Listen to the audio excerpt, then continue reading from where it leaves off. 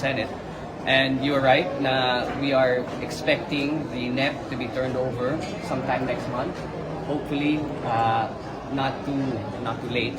But hopefully the NEP turnover will be sometime in August. And then we can proceed with the budget briefings. With regards to the changes that you spoke about, I think marami namang ginawang APRO para manigurado that the budget process is much more transparent.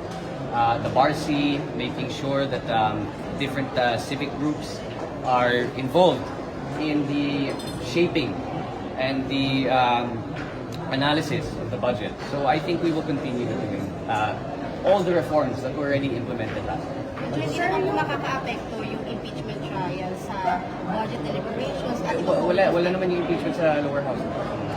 We'll continue doing our job.